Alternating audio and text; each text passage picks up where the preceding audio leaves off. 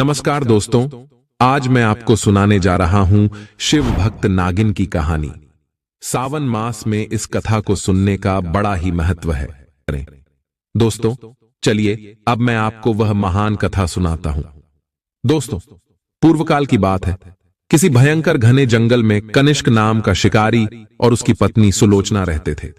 शिकारी रोज शिकार पर जाता था और अनेक निर्दोष जानवरों को मारकर अपने घर पर लाता था। इसके साथ ही वह शिकारी अनेक जगहों पर लूटपाट करके धन एकत्रित करता था। इस प्रकार से उसने अपने पास बहुत सारा सोना इकट्ठा किया हुआ था। अब उसे धन की कोई कमी नहीं थी, लेकिन फिर भी उसे जानवरों का मांस खाना ही अच्छा लगता था। इसीलिए वह रोज शिकार के लिए जाता और मासूम जानवरों की शिकार करके घर पर लाता था और उसे खाता था। इसके साथ ही वह शिकारी बड़ा ही कंजूस स्वभाव का था। उसके पास कोई भी भिक्षा मांगने आता तो वह किसी को एक पैसा नहीं देता था। उसने अपने जीवन में कभी किसी प्रकार के दान पुण्य के काम नहीं किए थे। शिकारी के पास इतना सारा धन तो था, लेकिन उसकी कोई संतान नहीं थी। जिस जंगल में उस कनिष्क का घर था, उसके पास सांप का एक बड़ा सा बिल था, जिसमें करकोटक नाम का एक नाग और उसकी पत्नी नागिन विश्वंती रहते थे। नागिन विश्वंती ने वहां पर अपना घर बना रखा था। विश्वंती के 7-8 छोटे छोटे बच्चे थे। विश्वंती रोज जंगल में शिकार के लिए जाती और शिकार करने के बाद वापस अपने बिल में आती और अपने बच्चों को खिलाती। वह नागिन विश्वंती रोज उस शिकारी के घर के पास से गुजरती थी, लेकिन वहां पर उसे कुछ भी नहीं मिलता था। विश्वंती सोचने लगी कि इस शिकारी के पास इतना सब कुछ है और वह धनी व्यक्ति है, लेकिन फिर भी यह कभी किसी को दान नहीं देता, कभी किसी जानवर को खाना नहीं देता, कभी किसी भिक्षुक को भिक्षा नहीं डालता, कभी कोई धर्म का कार्य नहीं करता, न ही कभी जीव जंतुओं की सहायता करता है। यह शिकारी तो कितना कंजूस है। एक दिन वह नागिन विश्वंती सुबह के वक्त अपने बिल से बाहर निकलती है और कनिष्क के घर के पास जाकर बैठती है। तब वह देखती है कि वह शिकारी कनिष्क और उसकी पत्नी सुलोचना बात कर रहे थे। सुलोचना अपने पति से कह रही थी कि हे स्वामी, हमारे पास इतना धन है, इतनी संपत्ति है कि किसी भी नगर में जाकर अपना नया जीवन शुरू कर सकते हैं। हमें शिकार करने की आवश्यकता नहीं है और हमारे पास धन की भी कोई कमी नहीं है। लेकिन इस धन का हम क्या करें? हमारा कोई वारिस नहीं है, कोई पुत्र नहीं है। फिर इस प्रकार से धन को इकट्ठा करने का क्या फायदा है? तब वह शिकारी कनिष्क अपनी पत्नी से कहता है, प्रिय, तो फिर इसमें मेरा क्या कसूर है? हमारा नसीब ही ऐसा है। हो सकता है हमारे नसीब में पुत्र प्राप्ति नहीं है। जब तक हम जीवित रहेंगे तब तक इस धन को खा लेंगे। उसके बाद जिसके नसीब में होगा वह इस संपत्ति को खाएगा। दोनों पति पत्नी इस तरह की बात कर रहे थे और विश्वंती बड़े ध्यान से सुन रही थी। विश्वंती उनकी पूरी बात सुनने के बाद वहां से चली जाती है और अपने शिकार पर निकल जाती है। अब विश्वंती रोज उस शिकारी के घर के पास जाने लगी और उनकी बातों को सुनने लगी। उनकी बातें सुनकर उसे बड़ा दुख होने लगा, क्योंकि कनिष्क की पत्नी सुलोचना बहुत अच्छे स्वभाव की थी और उसके दिल में दया धर्म भी था, क्योंकि वह रोज उस नागिन के बिल के पास एक छोटे से पात्र में दूध रख दिया करती थी। उस सुलोचना को नागिन से लगाव हो गया था। नागिन विश्वंती भले ही सर्प जाति की थी, लेकिन उसने कभी उस शिकारी को और उसकी पत्नी को नहीं डसा और न कभी शिकारी ने और उसकी पत्नी ने नागिन को कोई नुकसान पहुंचाया। रोज सुलोचना उस नागिन के लिए बिल के पास दूध रख दिया करती थी।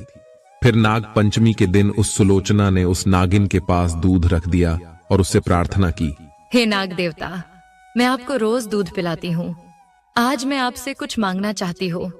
कृपया मेरी इस कामना को पूर्ण कीजिए। कृपा करके मुझे एक पुत्र प्रदान कीजिए। उस सुलोचना की बात उस नागिन विश्वंती और उसके पति करकोटक नाग ने सुन ली। एक दिन वह नागिन विश्वंती अपने पति से कहने लगी, हे स्वामी, यह सुलोचना बहुत अच्छी है। वह मुझे दूध भी पिलाती है, लेकिन उसके घर में पुत्र नहीं है। हे स्वामी, ऐसा क्या किया जाए जो इस महिला को पुत्र प्राप्त हो? एक औरत जब तक मां नहीं बनती तब तक उसका औरत होना ही बेकार होता है। एक औरत का दुख दर्द एक औरत ही समझ सकती है। औरत का जीवन ही सफल तब होता है जब वह मां बन जाती है। एक औरत को सबसे बड़ा सुख तब मिलता है जब वह मां बनती है। करकोटक कहता है, हे प्रिय, तुम उचित ही कहती हो। यह सुलोचना तो मन की सच्ची है।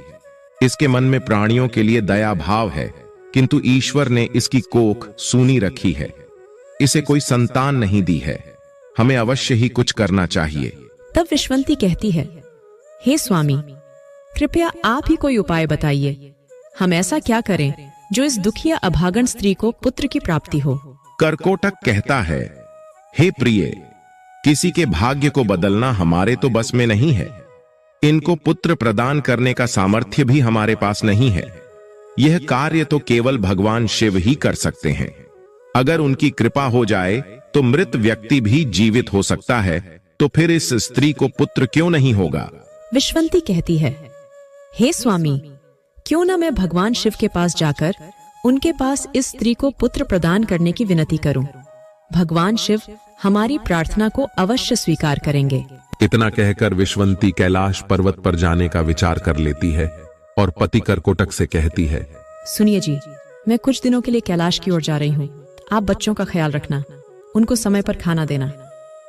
तब करकोटक कहता है, हे प्रिय, कैलाश पर्वत का मार्ग बड़ा दुर्गम है। तुम अकेली नहीं जा पाओगी। तुम्हें वहां पर पहुंचने में बहुत समय लग जाएगा और रास्ते में जंगली पक्षी तुम पर आक्रमण भी कर सकते हैं। विश्वंती कहती है, हे स्वामी, आप चिंता न कीजिए, मैंने इसका बंदोबस्त पहले कर लिया है। मैं भ्राता गरुड़ जी से प्रार्थना करूंगी, वे मुझे अवश्य ही कैलाश पर्वत पर ले जाएंगे। इतना कहकर विश्वंती अपने बिल से बाहर निकलती है और कैलाश पर्वत की ओर निकल पड़ती है। विश्वंती उड़ने में असमर्थ थी, इसलिए वह रेंगती हुई निकलती है और रास्ते में उसे गरुड़ जी मिलते हैं। विश्वंती गरुड़ जी से कहती है, हे भ्राता, कृपया आप मुझे कैलाश पर्वत तक लेकर चलेंगे। मुझे महादेव के पास जाना है, बड़ा ही जरूरी काम है। महादेव के पास काम है।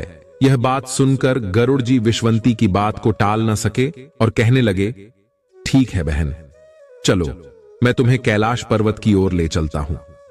गरुड़ को कैलाश पहुंचने में बहुत दिन लगते हैं। उस दौरान विश्वंती भूखी प्यासी ही रहती है। फिर अंततः वह गरुड़ उसे लेकर कैलाश पर्वत के पास पहुंच जाता है और विश्वंती से कहता है, देखो बहन, वो रहा कैलाश पर्वत। अब यहां से आगे मैं नहीं आ सकता। आगे भगवान शिव की माया फैली हुई है और अभी श्रावण मास शुरू हो चुका है और मैंने मांस भक्षण भी किया है। इससे आगे मैं आऊंगा तो भस्म हो जाऊंगा, इसीलिए अब यहां से आगे तुम ही जा सकती हो। तब विश्वंती कहती है, ठीक है भ्राता, अब यहाँ से आगे मैं अकेले ही जाऊंगी। विश्वंती भूखी प्यासी थी, उसने मांस का भक्षण भी नहीं किया था, इसीलिए वह कैलाश पर्वत पर अकेले ही चली गई। रेंगते रेंगते बड़ी ही कठिनाई से वह विश्वंती कैलाश पर्वत पर पहुंच जाती है और फिर वहां पर वह साक्षात मां पार्वती के दर्शन करती है। मां पार्वती का दिव्य स्वरूप देखकर विश्वंती की आंखें भर आती हैं और वह रेंगती हुई मां के चरणों के पास चली जाती है। जब मां पार्वती उस नागिन को देखती हैं तो कहने लगती हैं, हे पुत्री, तुम कौन हो और तुम कहां से आई हो? तुम बड़ी परेशान दिख रही हो। तब विश्वंती माता पार्वती से कहती है, मैया, मैं बहुत दुखी हूँ और बड़ी दूर से आई हूँ। मैं अपने दुख के लिए दुखी नहीं हूँ, किसी और के दुख के लिए बड़ी दुखी हूँ। तब माता पार्वती कहती है, हे पुत्री, तुम मुझे ठीक ठीक बताओ, आखिर बात क्या है? तुम्हारे दुख का क्या कारण है? विश्वंती कहती है, मैया, जहाँ मैं रहती हूँ वहाँ पर एक शिकारी कनिष्क और उसकी पत्नी सुलोचना रहते हैं। उनका कोई पुत्र नहीं है और वह महिला बहुत भोली है। उनको एक पुत्र दे दीजिए। विश्वंती इतनी बात कहती है और बेहोश हो जाती है। माता पार्वती फिर से विश्वंती को होश में लाने की कोशिश करती हैं। काफी देर बाद विश्वंती फिर से होश में आती है। तब माता पार्वती विश्वंती को कुछ दूध पिलाती हैं और कहती हैं, हे पुत्री, तुम चिंता न करो, थोड़ी देर में महादेव उठेंगे, फिर हम महादेव से बात करेंगे। थोड़ी देर बाद भगवान महादेव अपनी समाधि से उठते हैं। माता पार्वती विश्ववंती को साथ में लेकर महादेव के पास जाती हैं और कहती हैं, हे प्रभु, मध्यमान जंगल में एक शिकारी कनिष्क और उसकी पत्नी सुलोचना रहते हैं। क्या उनके नसीब में कोई पुत्र है या नहीं? तब महादेव ध्यान लगा करके देखते हैं और कहते हैं, हे पार्वती, तुम सत्य कह रही हो, उनके नसीब में कोई पुत्र नहीं है। तब माता पार्वती कहती हैं, हे प्रभु, यदि उनके नसीब में पुत्र नहीं है तो आपको उन्हें पुत्र देना पड़ेगा। महादेव कहते हैं, पार्वती तुम जिद क्यों करती हो? उनके नसीब में कोई पुत्र नहीं है तो मैं उन्हें पुत्र कैसे दे सकता हूँ?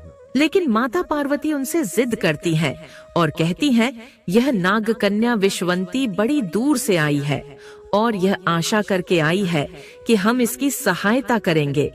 इसी आशा से यह भूखी प्यासी रेंगती हुई इतनी दूर से यहाँ तक आई है और हम इसको खाली हाथ यहाँ से नहीं भेज सकते हैं। पार्वती की इतनी बात सुनने के बाद महादेव कहते हैं, ठीक है पार्वती, तुम हर बात पर जिद करती हो और तुम्हारी हर जिद को मुझे पूरा भी करना पड़ता है। ठीक है, अगर तुम कह रही हो तो उन कनिष्क और सुलोचना को हम एक पुत्र दे देंगे, लेकिन इस विश्ववंती से कहो कि वह कनिष्क और सुलोचना कोई दान धर्म नहीं करते हैं, पुण्य का काम नहीं करते हैं। वह शिकारी तो अकारण ही निर्दोष पशुओं के प्राण लेता है, प्राणियों की हत्या करता है।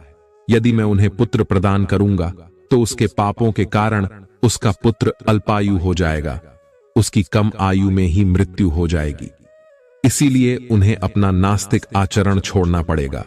उस शिकारी को निर्दोष पशुओं के प्राण लेना बंद करना पड़ेगा, तभी उसका उद्धार हो सकता है। तब विश्वंती कहती है, हे प्रभु, मैं अपनी तरफ से पूरी कोशिश करूंगी कि वे प्राणियों का शिकार न करें, दान धर्म करें और भगवान की पूजा करें। मैं उन्हें समझाने का प्रयास करूंगी। आप उन्हें एक पुत्र प्रदान कीजिए। उस विश्वंती की बात सुनकर भोलेनाथ को बड़ी दया आ गई। फिर उन्होंने कहा, ठीक है विश्वंती, तुम्हारी इच्छा को पूर्ण करने के लिए मैं उस शिकारी को पुत्र प्राप्ति का वरदान देता हूं। तथास्तु। भगवान शिव के तथास्तु कहते ही वह विश्वंती अचानक से अदृश्य हो गई और उस शिकारी के घर के पास प्रकट हो गई। वापस जाने में उस नागिन को ज्यादा तकलीफ ना हो, इसीलिए भगवान शिव ने उसे उसके घर पर पास पहुंचा दिया। दोस्तों, फिर उसके 9 महीने बाद सुलोचना को एक सुंदर पुत्र की प्राप्ति होती है। कनिष्क और सुलोचना अपने पुत्र को पाकर बड़े खुश होते हैं। विश्वंती भी बड़ी खुश होती है, अपनी मेहनत का फल देखकर बड़ी प्रसन्न होती है। धीरे धीरे कनिष्क का लड़का बड़ा हो जाता है। एक श्रावण मास बीत जाती है, दूसरी श्रावण मास भी बीत जाती है, तीसरी श्रावण मास भी बीत जाती है और चौथी श्रावण मास भी बीत जाती है। जब 5वीं श्रावण मास आने को होती है तो वह विश्ववंती बड़ी चिंतित होती है, बड़ी दुखी होती है। विश्ववंती सोचने लगती है कि कनिष्क का लड़का 5 साल का हो चुका है और यह कनिष्क और सुलोचना अभी तक कोई दान दक्षिणा नहीं करते हैं, कोई मंदिर में नहीं जाते हैं, किसी को भिक्षा भी नहीं देते हैं, कोई भी पुण्य का काम नहीं करते हैं। विश्ववंती यह सोचकर बड़ी दुखी हो जाती है। विश्ववंती सोचने लगती है कि यदि इन लोगों ने दान दक्षिणा करना शुरू नहीं किया और शिकार बंद नहीं की तो उनके पुत्र की मृत्यु जल्दी ही हो जाएगी। यह सोचकर वह विश्ववंती बड़ी दुखी होती है, बड़ी चिंतित हो जाती है। विश्ववंती सोचने लगती है कि मैं कनिष्क और सुलोचना से कहूं तो कैसे कहूं? मेरी भाषा तो यह समझ ही नहीं सकते, मेरे इशारे को भी यह नहीं समझ सकते। अब मैं करूं तो क्या करूं? यही सोचकर वह विश्ववंती बड़ी दुखी हो जाती है। तब तक विश्ववंती के बच्चे बड़े हो चुके थे। विश्ववंती अपने बच्चों से कहती है, बच्चों, तुम अपना ख्याल रखना, मैं कुछ दिनों के लिए कहीं जाकर आती हूँ। तब विश्ववंती फिर से अपने बिल से निकलती है और सीधे कैलाश पर्वत पर जाती है। कैलाश पर्वत पर जाकर वह विश्ववंती माता पार्वती के चरणों में गिर जाती है। माता पार्वती विश्ववंती को कहती हैं, हे विश्ववंती पुत्री, अब तुम्हें क्या परेशानी है?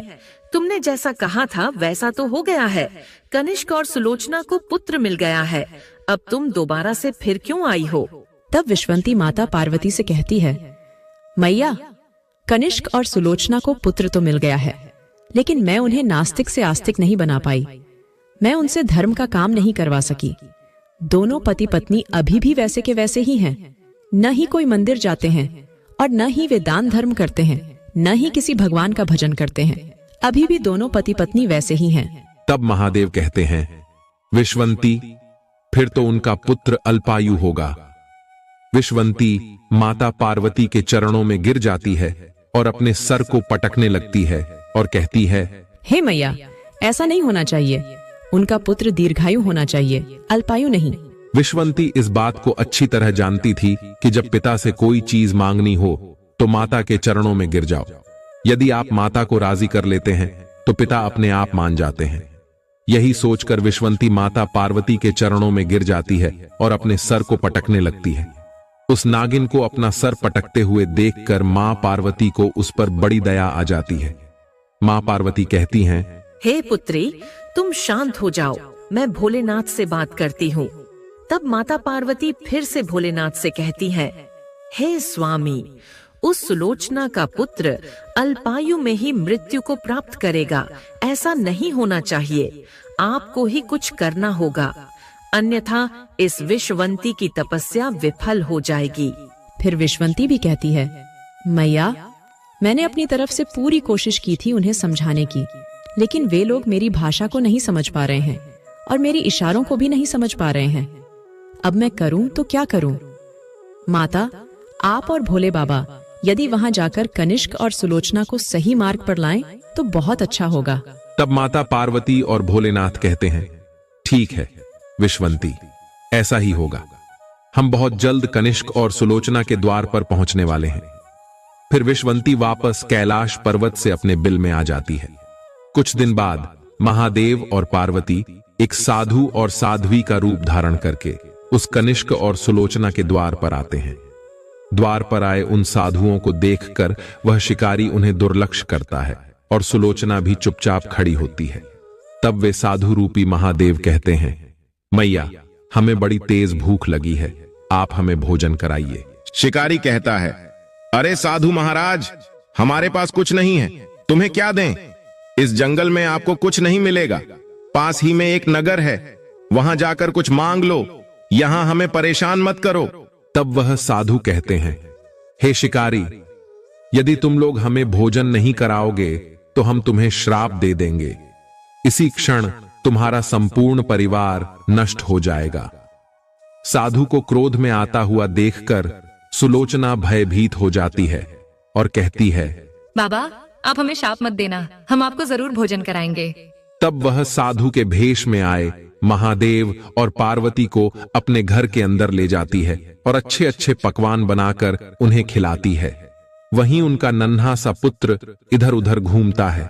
कभी वह महादेव और माता पार्वती को रोटी ला ला कर देता तो कभी सब्जी ला कर देता, कभी कोई मिठाई ला कर देता। यह देखकर माता पार्वती बड़ी खुश होती है। माता पार्वती सोचती हैं कि यह महादेव का प्रसाद है, इसीलिए इतना चंचल है। जब सुलोचना साधु के भेष में आए महादेव और माता पार्वती को भोजन कराती है, उसके बाद महादेव और पार्वती उनके घर से जाने लगते हैं। तब कनिष्क और सुलोचना दोनों आते हैं और हाथ जोड़कर कहते हैं, बाबा, हमसे सेवा में कोई कमी रह गई हो तो हमें माफ कीजिएगा, लेकिन शाप मत दीजिएगा। तब महादेव कहते हैं, हे कनिष्क और सुलोचना, ध्यान से सुनो। गलतियां तो तुमने बहुत की हैं और गलतियां करते ही जा रहे हो। यदि इसी तरह से तुम रहे तो तुम्हारे पुत्र पर घोर संकट आने वाला है और तुम्हारा पुत्र बहुत जल्द इस दुनिया से अलविदा हो जाएगा। तब कनिष्क और सुलोचना साधु के भेष में आए महादेव के चरणों में गिर जाते हैं और कहते हैं, बाबा, हमें कोई मार्ग बताइए, अब हम क्या कर सकते हैं? बुढ़ापे में जाकर तो हमें पुत्र प्राप्त हुआ है और इस पुत्र को हम खोना नहीं चाहते हैं। फिर महादेव कहते हैं, खड़े हो जाओ और ध्यान से सुनो। आज के बाद यदि तुम्हारे द्वार पर कोई भी आता है तो वह खाली हाथ नहीं जाना चाहिए। दान धर्म करो, निर्दोष पशु पक्षियों की हत्या करना बंद करो, लोगों की सहायता करो, जीव जंतुओं की सहायता करो, धर्म पूर्ण करो और श्रावण मास के सोमवार के पावन दिन को व्रत करो, ईश्वर की पूजा करो, ईश्वर का भजन करो।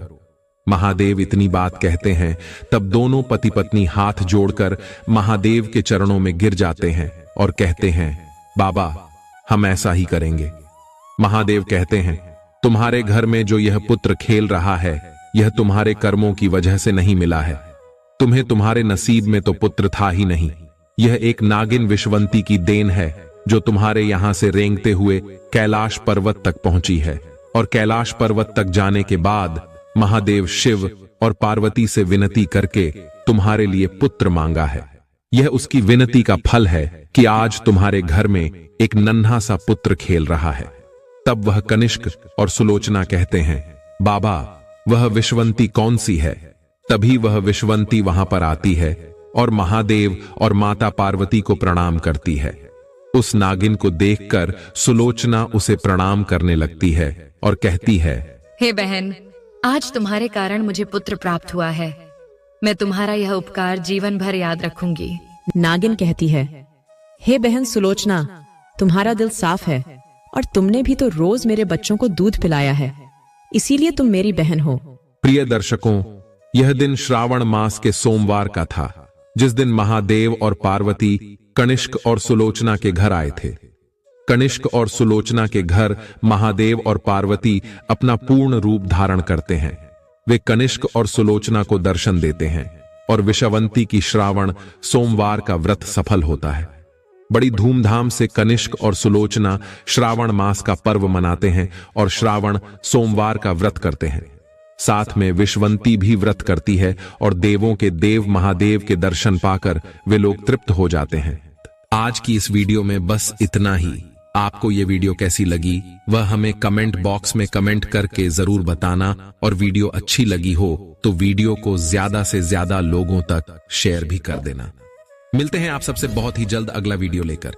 साथ ही दोस्तों, कमेंट में हर हर महादेव जरूर लिख देना और चैनल को सब्सक्राइब जरूर करें। आप सभी का धन्यवाद।